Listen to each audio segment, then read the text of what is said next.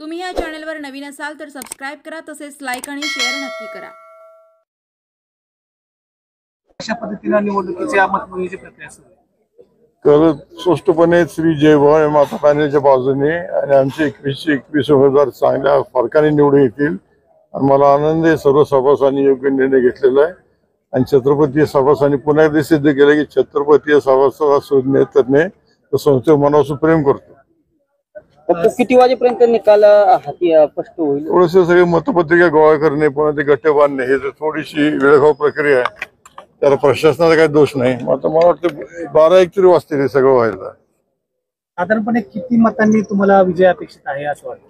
5 ते 5.5 हजार मतांनी हा पॅनल निश्चितपणे निवडून येईल अशी मला खात्री वाटते। या निवडणुकीत कुठले मुद्दे प्रभावी ठरले की जे मतदारांसाठी, कारण स्वतःहून मतदार बाहेर पडलेत, 75% म्हणजे विक्रमी मतदान झाले, त्याला कुठले मुद्दे कारणीभूत ठरले असं? मतदान खूपच चांगलं झालंय, कारखान्याची आणि एकंदरीत सर्व अडचण पाहून सभासदांनी विश्वास ठेवलाय। आदरणीय दादा आहेत, आदरणीय मामा आहेत आणि सर्व कामकाज नीट चांगलं करण्यासाठी हा कारखाना परत ओरिजिनल अवस्थेत आणण्यासाठी सभासदांनी स्वतः पुढाकार घेतला आणि मला खात्री आहे त्यांची सभासदांची भूमिकाच आम्हाला प्रेरणा देईल आणि हे काम आम्ही 21 जणच करू शकणार नाही, तर सर्व सभासदांच्या याला साथ लागेल आणि तो आशीर्वाद आम्हाला निश्चित मिळेल। सभासदांनी तुमच्यावर विश्वास ठेवलेला आहे, सभासदांचं कशा पद्धतीने आभार मानणार आहे? सभासदांचे आभार मानायला आमचे शब्दच नाही। सभासदांनी ज्या अपेक्षा सभासदांच्या त्या पुऱ्या करणे हाच खऱ्या अर्थाने सभासदांच्या कामाचा अल्पसा मोबदला ठरेल। कारण सभासदांनी आता जे दिले ते भरभरून दिलेले, ते विक्रमी मतदान होणार झालेले आणि हा जो लीड आहे हा प्रचंड असणार आहे। अलीकडच्या काळात इतका मोठा लीड मला नाही वाटत छत्रपती कारखान्याच्या इलेक्शनमध्ये मिळालेला आहे। उपमुख्यमंत्री अजित पवार असतील, दत्तात्रय भरणे यांच्या नेतृत्वाखाली ही निवडणूक लढवली गेली। आता आपल्या बाजूने पूर्णतः कल दिसतोय, आभार सभेचं कुठं आयोजन होणार आहे का? आणि निश्चितपणे त्या दोघांना विचारून आम्ही आभार सभा ठेवू आणि तेव्हा आपल्याला कळू। साधारणपणे अध्यक्षपदाची म्हणजे तारीख आहे ती किती असेल आणि सगळ्यात महत्त्वाची गोष्ट अशी की छत्रपती कारखान्याचे वाहतुकीचे करार वगैरे करणं गरजेचं आहे, तो सगळा वेळ पाळायचा म्हणलं तर कशा स्वरूपात तुम्ही हे करणार?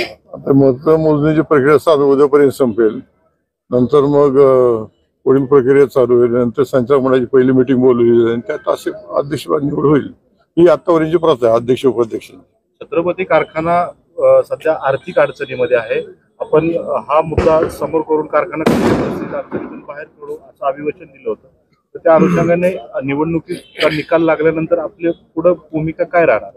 निश्चितपणे आम्ही सर्व आढावा घेऊ। एकंदरीत कुठं बचत करायला लागेल, प्रथम आमचं प्राधान्य राहील येत्या सीझन तोडणी माती करार करणे, मशिनरी ओव्हरऑलिंग करणे, जे देणे ते पाहणे आणि जे जादा दराचं कर्ज आहे अन्य कारणावर घ्यायला लागलेले ते कमी दराचं घेऊन आहे ते कर्ज कसं टेकओव्हर करता येईल, थोडक्यात सर्व बाबतीत फायनान्शियल प्लॅनिंग करून तज्ञांचा सल्ला घेऊन आम्ही सर्व करू। आम्हाला खात्री आहे सर्व करत असताना छत्रपती पूर्वीची अवस्था झाल्याशिवाय राहणार नाही।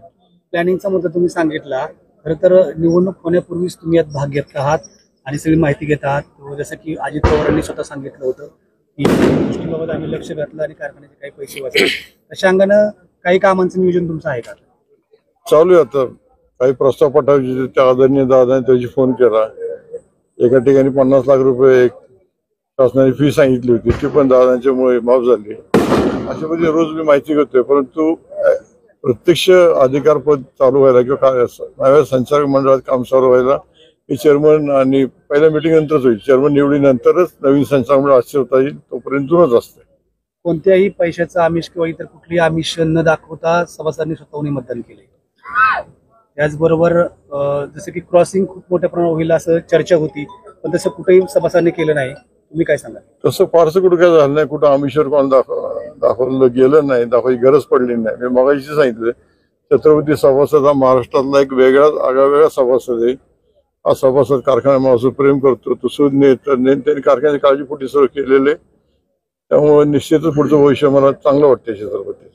आता जे 3 निकाल आले बापू, त्याच्यामध्ये बाद मतदानाची जी संख्या पाहिली तर जरा विचार करायला लावते, तर हे कशामुळे झालं असावं? म्हणजे एका वेळी ती मतपत्रिका दिली गेली सगळ्या गटाची, त्यात थोडंसं काय मंडळींचं जमलिंग झालं, त्यामुळे ती बाद दिसते। असं काही म्हणजे जाणीवपूर्वक केलं असं काय नाही, चुकून ते घडले। काहींच्या मतपत्रिका कोऱ्या पडल्या, काहींना लक्षात आलं, हे होतं दरवेळी थोडंफार होतं। थँक्यू.